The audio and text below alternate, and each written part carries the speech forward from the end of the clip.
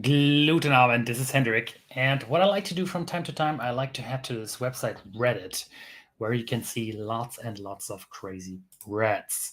Such as, for instance, this goodie here, or this goodie, or this goodie. And yeah, I just wanted to have a look together at some of the breads and review them together with you.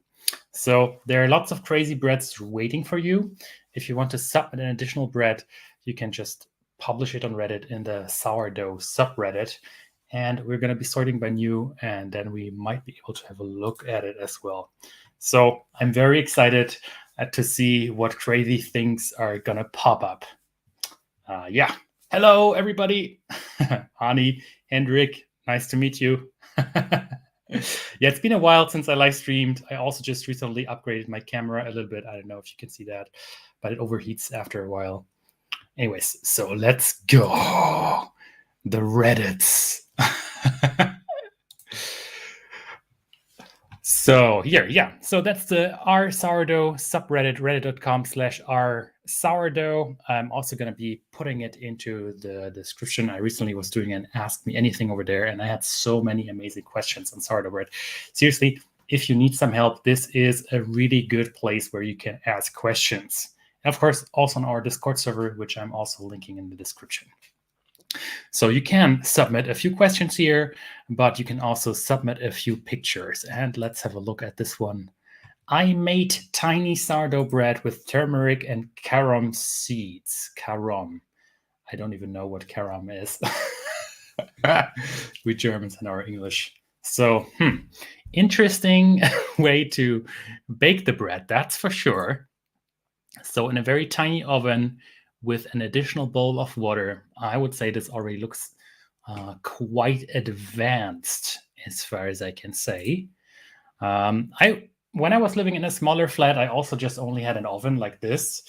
And what's really a game changer, even in bigger ovens, is to always sort of have a small layer on top of the bread that you're making. So let's say this is your bread. What you want to do is you want to have another tray or so, something on top, just to shield your bread dough from the direct heat coming from the top. That's going to be such a game changer.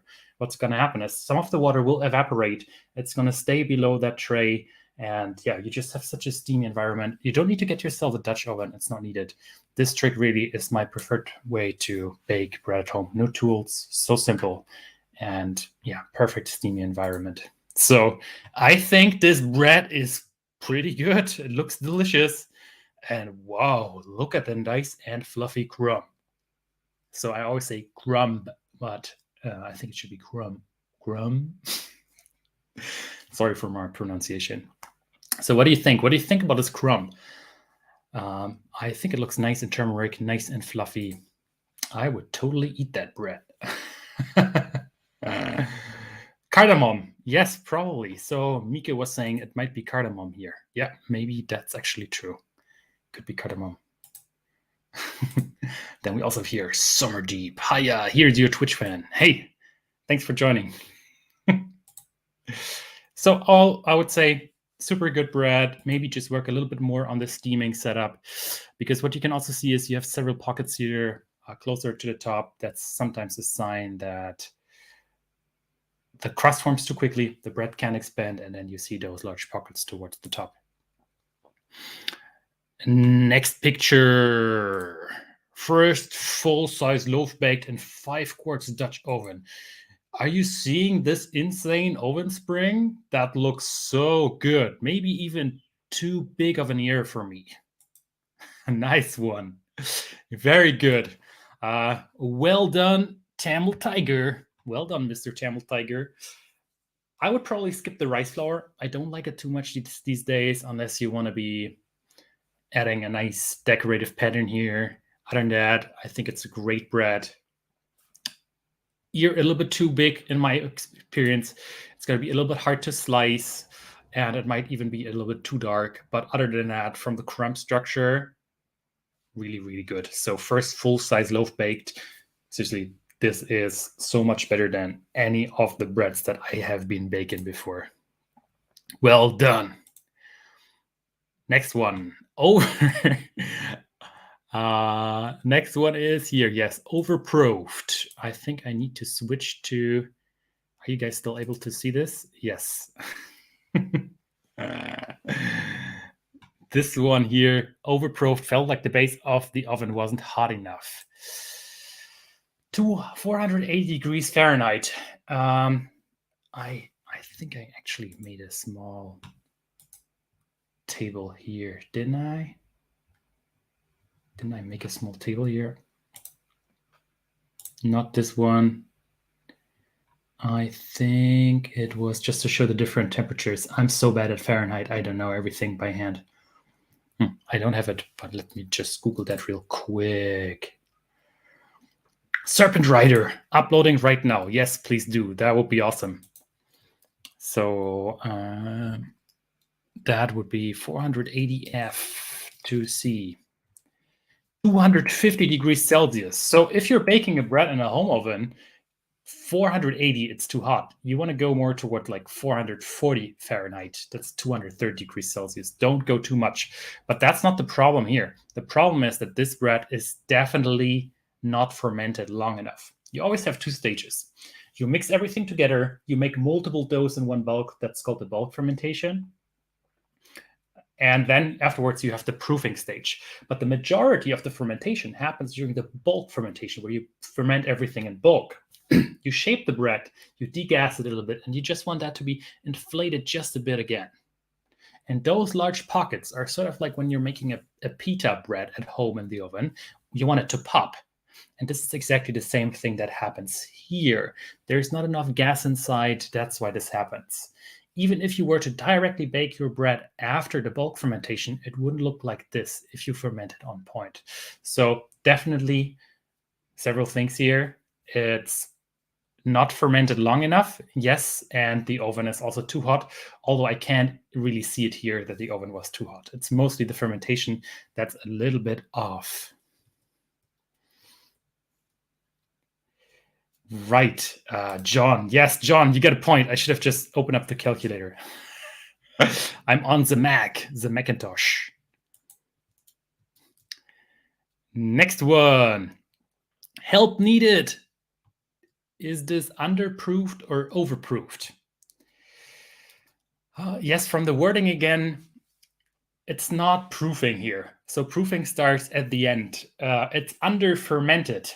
That's for sure. This bread here should have fermented longer.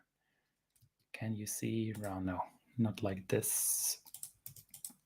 I think if I just go here and put the link here, then we can see it a little bit better. Yeah, so this bread here should have fermented longer. Too large pockets of air. That's what many call the so-called fool's crumb. You might think, oh, wow, it's airy, but actually it's more of that pita style consistency. And you can see there are only very few pockets of air here. So that's something that needs to be fixed. All right. Next one. No better feeling than a crumb reveal. Roasted garlic loaf. Oh, what is going on here?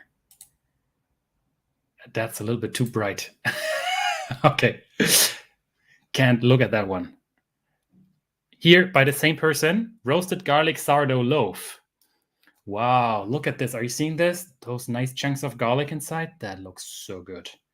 That looks so delicious.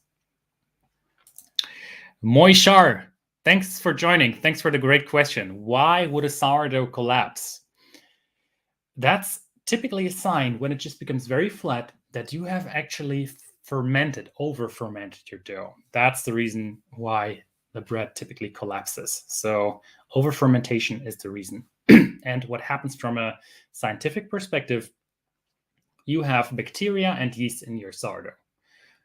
It's a symbiosis between the two. And the yeast mostly creates the fluffiness, whereas the bacteria starts to eat the gluten network. Gluten is what holds the bread together. That's why also when you make a gluten-free bread, it typically doesn't hold together so well.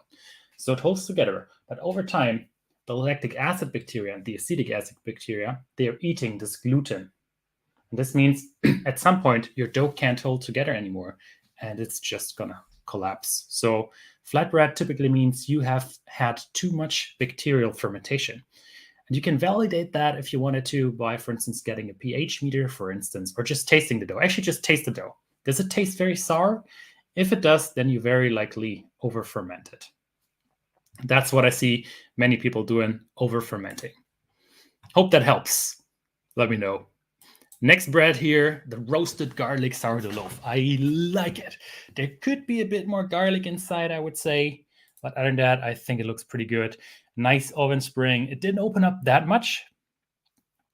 Could be really for various reasons, but mostly because of the crumb. It looks nice and fermented. It's fluffy. So I would say it didn't get that ear because either the temperature was a bit too hot. Let's go back to the picture. No, I can't fully validate it based here on the crumb. Or it might also have been that simply when you score the dough, you have to really make sure you have a round surface. I just recently did a video on that topic, round surface, and really cut at a horizontal angle. And make sure to respect the surface of your dough. If this is the surface, it's typically round like this. Then, of course, here, a 45-degree angle is different than here. Here, it's then almost a 90-degree angle. So here, you need to cut even more horizontal in that area. But other than that, I think it looks great. Roasted garlic, such a great idea. Well done. All that flavor. Is it ready to use? So that's an actual sourdough here. And the question is it ready to use? What do you guys think? Hi, Gia. How are you guys? Oh, Moy, thank you so much. Moy was just saying thank you for all the graphs and charts. And Moy was also saying it just puffed up when it came out of the oven and it collapsed. This is indeed very strange. Maybe you can post a picture on our Discord server inside of the success or failed section. And I'm sure some of the experts are going to be able to have a look. Or you post it now on the Reddits to have your bread appear live on the stream. So is it ready to use? What you sometimes see is you make a sourdough starter, which is just mixing flour and water. It's really simple. 1 part flour, 1 part water, ideally some whole wheat or whole rye flour. That works best initially. And it increases in size. And then you feed it again the next day, and suddenly that doesn't happen anymore. And that might be because you have other bacteria and other microorganisms inside of your sourdough starter that sort of cause this increase in size, this temporary increase in size. So your sourdough starter isn't good after 2 or 3 days. You always want to have the acidification component. And that's something that takes some time. You want to cultivate those microorganisms. And over time, those microorganisms that can eat the flour, they are going to survive. And it's a really fine balance between those 2 different components, yeast and bacteria. So don't use your sourdough starter too early. Wait a little bit longer. It's much better. The bubbles here are actually a good sign, I would say. That's a sign that there is some activity. But what I'm worrying about a little bit is you can see here in the bottom, there's almost no bubbles. No bubbles. And that might be a sign that the balance between yeast and bacteria is still a little bit off. It just takes some time to get there. If it's too sour, if your sourdough starter is too sour, you have too much of that bacterial fermentation, and your dough is just going to collapse. It's not going to be fluffy. It's going to be very, very flat. You'll have a flat pancake. That's why, I don't know if you've ever heard about feeding ratios. What I like to do is I like to use a feeding ratio of 1 to 5 to 5. So 1 part of original starter, 5 parts of flour, 5 parts of water. This really makes sure that you have a lot of food and the balance of the microorganisms is going to improve. You want to have a good balance of yeast and bacteria. And that just takes some time to set up. Yes. That just takes, I'm just talking so much. I'm talking so fast. I'm sorry. Sure, Moy, you can tag me also on Instagram. I'm not so active on the Instagrams, but please do. I'm going to try to have a look ASAP. Awesome. Moy was just saying, just baked my 100% whole wheat sourdough bread. Okay, nice. So on the topic of sourdough starters, it takes a while, and with every feeding, your sourdough starter is going to become better and better. So your sourdough starter that's 1 year old might be already way better than the one that you just made. Just ask a friend who makes sourdough if he or she can spare you some of his sourdough.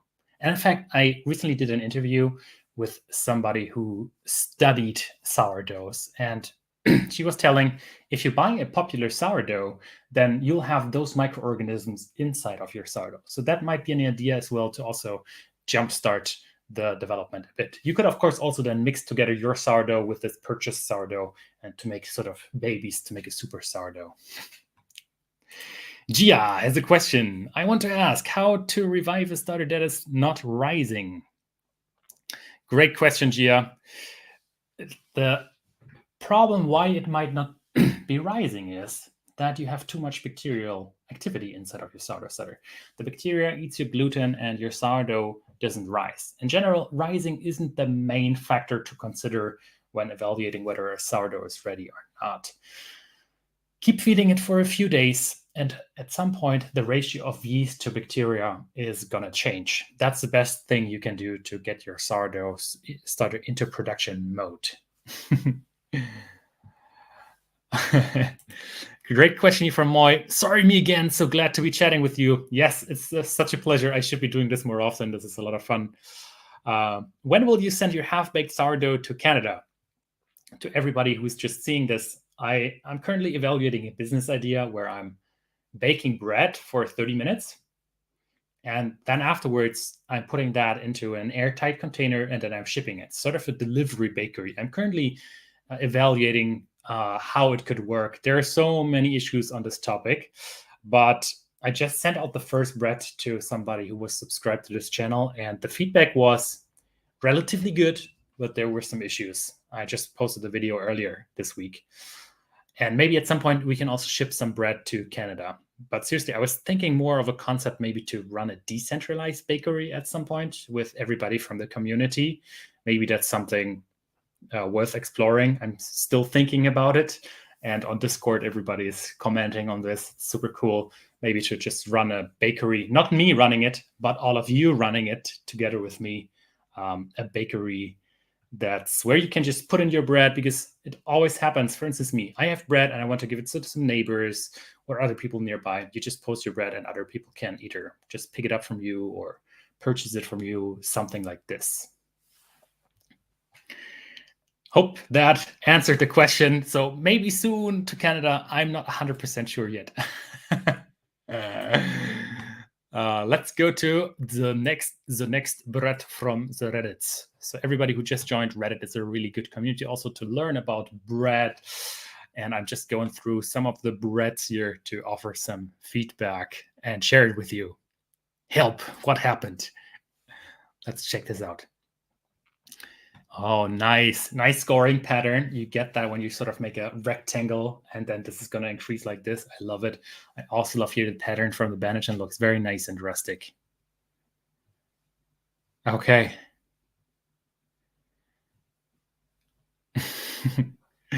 The dough did not rise in the refrigerator. It cracked in the oven after being scored. It has an okay crumb, but it's a bit dense. Honestly,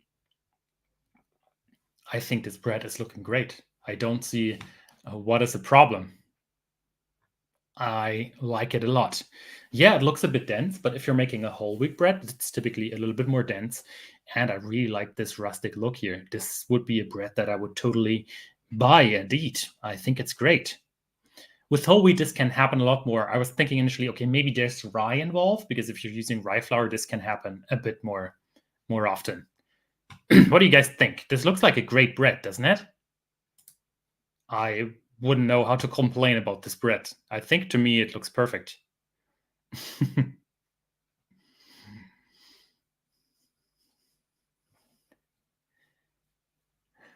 What do you think? Share your comments. I'm very curious to hear what you have to say about this bread. Just going down a bit more. So fresh starter, around 1 kilogram of flour, 650 grams of water, 20 grams of starter, 20 grams of salt. What do you think? I think this looks great, doesn't it? Or am I missing something? Yeah, Matthew here put a really nice comment. I like a slightly denser crumb for grilled sandwiches. So true, Matthew. This bread, I mean, just slice this bread and you would have the perfect grilled sandwich, right? So I wouldn't change a thing here. Just going through some of the other questions. Nicholas, nice to meet you. Nice to have you here on the stream. May the gluten be strong with you. Can you explain briefly what your starter maintenance routine is? What do you do with your discard? Oh, so I actually do have my starter right here. Check this out. Right next to me. Oh, and it smells so nice and yogurty and fruity. This starter here, Brad Pitt, I'm taking it with me wherever I'm traveling. I feed it once per day. I always have it at room temperature. But when I'm going on vacation for 2 weeks or 3 weeks, whatever, then I'm just putting it into the fridge. And before making a dough, what I do is I either take it out of the fridge or I take something here from this room temperature starter and I just take a tiny bit out of this, feed it again, depending on how much sourdough starter I need. And then that's ready for my next dough. Now, the difference between your starter and my starter could be because my starter is more optimized on making sourdough, because I think it's now also, if I can count correctly, 3-ish, 4-ish years old. I don't remember exactly. That my starter is rising or has adapted a little bit more to being fed with flour. So it could be that your starter needs maybe 2 feedings or 3 feedings before it comes out of the fridge. This is something you just have to experiment a little bit with. And another really cool thing is I like to make a stiff starter now. If you can see this here, the stiff starter, you see it doesn't fall out. So for most of the breads that I'm making now, where I just want to have a yeast replacement, I'm making a stiff starter because it focuses more on the yeast part of the fermentation aspect. I made several videos on this. Unfortunately, they weren't so well received here on the YouTubes. So several videos on that topic. Anyways, the stiff starter here, it really boosts your yeast activity a lot more. And if you're a person that faces flat bread, then this could really be a thing for you. Of course, you're sacrificing a little bit on the sour taste. So it sort of depends on what you want. Depending on what kind of bread I'm making now, I'm either choosing a liquid starter, a regular starter, which has 100% hydration, or a stiff starter. So all made from the same starter dough. So depending on what I want, I just change the hydration and that changes the final taste of the bread. Super fascinating if you ask me. Summer Deep here on Twitch. Finally, somebody from the Twitch. A decentralized bakery sounds brilliant, but you would have to make sure of consistent quality. Totally. That would be a question for the decentralized bakery, whether everybody could just offer their own bread or there should be some sort of quality or maintenance control. And I would still need to find a software that could actually do this. Yeah, so many questions. But I think this could be a thing because everybody is talking about decentralized web these days. So maybe that could be a good option. And Moishar, would it be okay if I leave the starter in the fridge, not fed for about 10 days? Would it die on me? Nope, it wouldn't die. Your starter can stay in the fridge for probably 3 months or so. It still continues to ferment, but it has a lot of food. If you're going away for longer, I recommend you that you also make a little bit of a dried starter. If you check out my website, there are a few topics on drying your starter. I think also here on the YouTube channel, I think there's actually a video with dancing aliens, how to store your starter for 250 million years. So with yeast, it's quite crazy. The moment you remove some of the water, it goes sort of into a hibernation mode. You still have some spores left, and you can reactivate your starter later. So a dried starter is a really good way to store it for a long time. Also, the freezer would work. Okay, so let's go to the next bread for now. Next bread on the Reddits. So if you guys want, you can still submit them here on Reddit, subreddit, and then new. I can reload the page in just a second. Batard, my first, and Bool. Any Batard shaping tips, welcome. Wow, nice. This is a really good, delicious looking whole wheat bread. Oh, look at this. Isn't this crazy? Just check out this oven spring here. Wow. This looks so good. By Entheatus, 17 hours ago. Ooh, check out this whole wheat crumb. Check this out. This is looking so delicious, isn't it? Wow, nice one.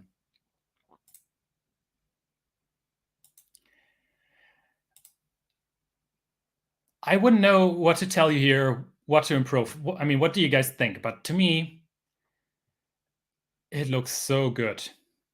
Really. Maybe the shaping could have been just a little bit tighter, just to make sure it doesn't float away like it is. But that could have been the shaping or how much you need the dough initially. But other than that, here, please take my upvote. This one is really, really, really, really good. Well done. Just leaving this here for you to check also. And let me just quickly read through the comments on the stream.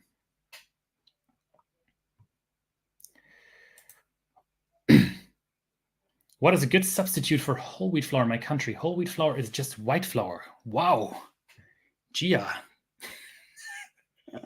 That's so strange. Whole wheat flour is just white flour.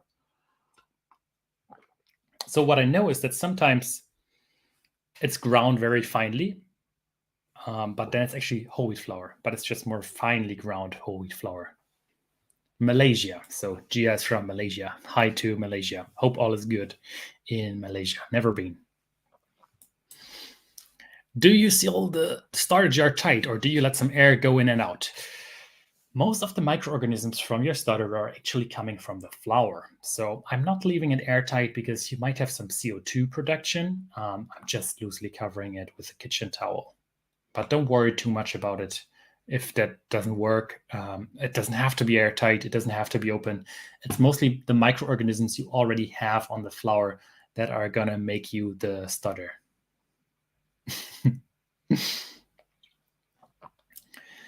So, Gia, another question. Do you use the stiff stutter like how you use a normal stutter? Exactly.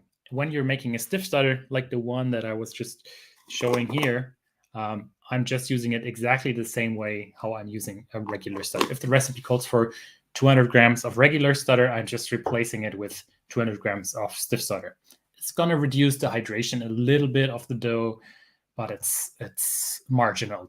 It doesn't really make a big difference. If you wanted to, you could, of course, add a bit more water then, but you don't have to. I wonder if it hurts my dough when coming out warm from the stove and I do a lamination on a cold counter. I then put it back in the stove. Nope. Mika, that's no problem. So that's a great question, but that's not going to be a problem. The only thing that could happen is that your dough tears a little bit because you move it from one container to the other. But over time, that's going to repair itself. Nothing to worry about. Just keep doing what you're doing. If it's on the stove where it's very warm, just be careful because when something is warm, everything gets faster. So things are going to speed up. You'll have a faster fermentation time.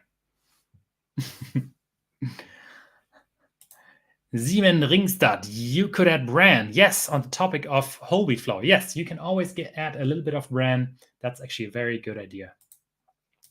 Rodolfo Antoniassi. Nice to meet you. Nice that you're on a live stream. Greetings. I assume, is that an Italian surname?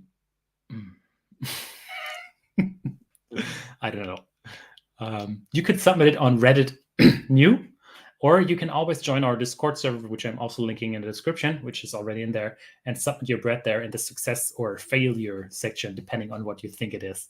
And I'm checking frequently, but there are also other members here of this community that are also checking frequently. Moishar, how much hydration do you recommend for 100% rye sourdough? I would probably go for around 65 to 70% hydration.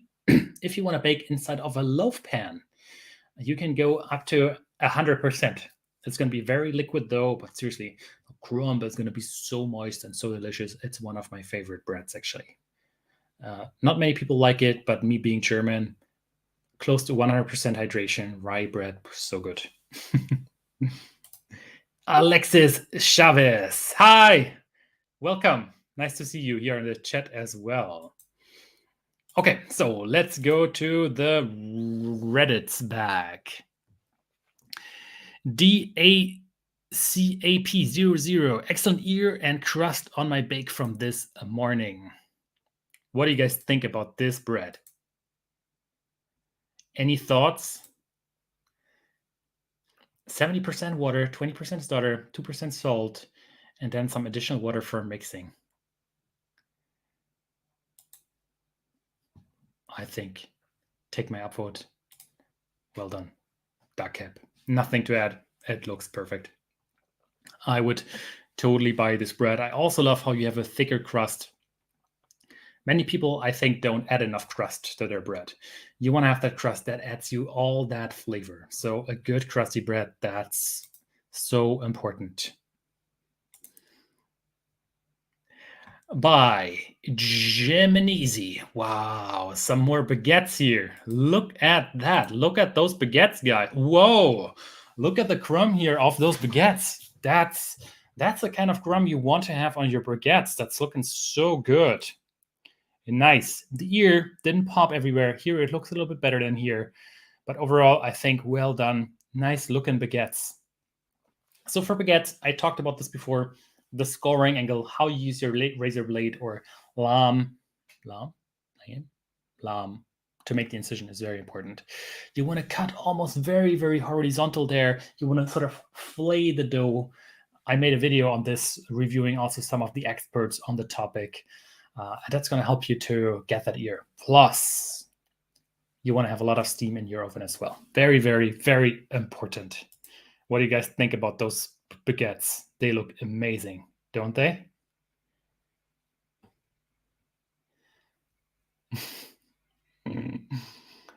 Alexis is saying, beautiful baguettes, they look like sliced cork bark with large holes. Yes.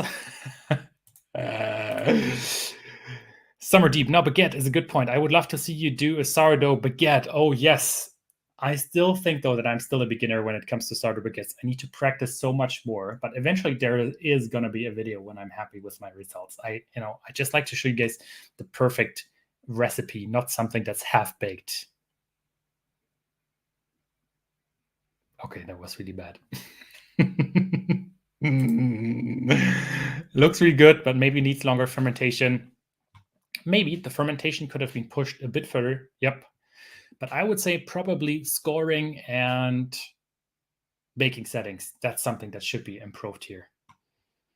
So if you guys just joined the stream, you can submit some of the breads here on Reddit/sourdough, reddit.com/r/sourdough. And I'm just going to be reloading the page here. Please no accidental strange pictures. Oh, wow, here. Okay. So satisfied how this one came out. Gone in half an hour with a jar of rosehip jam. Oops, I think I have to put this here now. Oh, nice looking bread here. Nice looking crumb. A few very large pockets here. 2 large pockets like this. The crumb looks relatively fluffy, so everywhere you have nice pockets, but then 2 large pockets. It doesn't look like under fermented. I would say it might be a shaping issue. Try to just shape it a little bit tighter, and you're just going to condense those large pockets of air just a little bit more. I think that could be a game changer here. What do you guys think? Beautiful ear here. I'm not sure if that's rice flour here. It looks a little bit like that. I'm not so much of a fan of rice flour these days anymore, just if you want to make a beautiful pattern. But seriously, I was always recommending people to use rice flour for the bannetons, but now these days, if it sticks to your banneton, you have an issue with fermenting too much. It's not an issue with your dough sticking. You fermented poorly. So that's what you want to have a look at. Using rice flour is just a little bit of a cheat. And if you then have rice flour mixed with the dough, it just doesn't taste so good. A bread should just be made out of one type of flour, water, and salt. So yeah, my opinion on rice flour changed a little bit in the past years.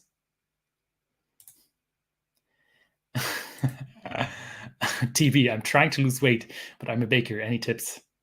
You're asking the wrong person. I can't give you any tips here. Bread is just too delicious.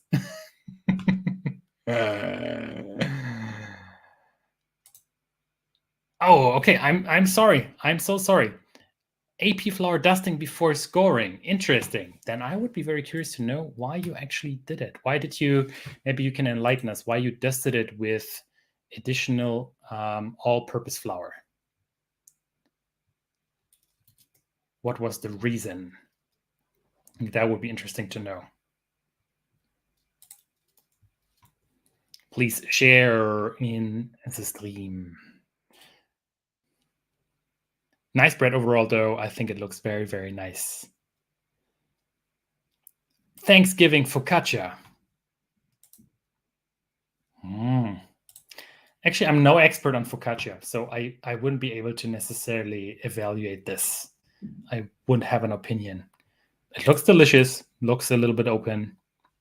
That's definitely something that I would eat.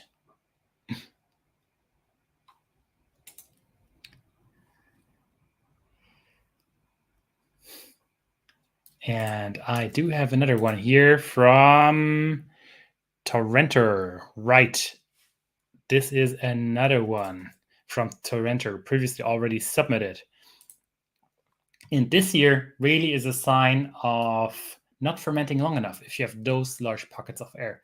So maybe that was also an issue on the previous submission. So those large pockets are typically always a sign of not fermenting long enough. Yeah.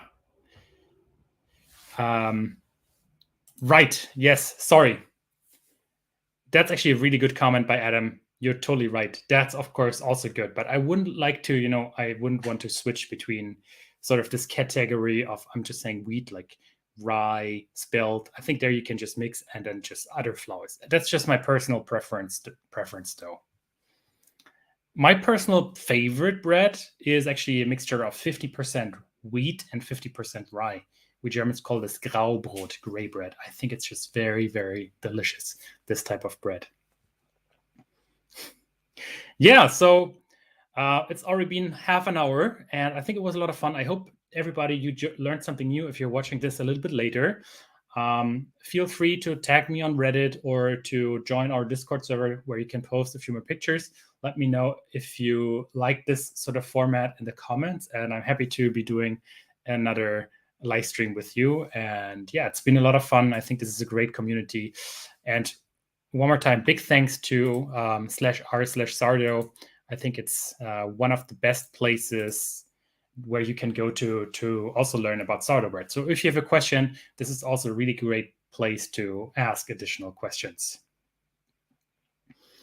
Hi, Angelica. It's been a long time. Nice to meet you too. No worries. It was just a very spontaneous thing. I figured I was reviewing some breads on Reddit and figured, okay, why not share with everybody so that everybody can tune in and see what I was actually doing. TB, I have a question. I had a great recipe for baguettes, 48 hours cold fermentation.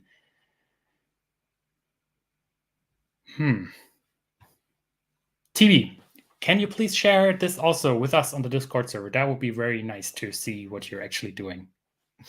I don't have an answer. I would need to see some pictures.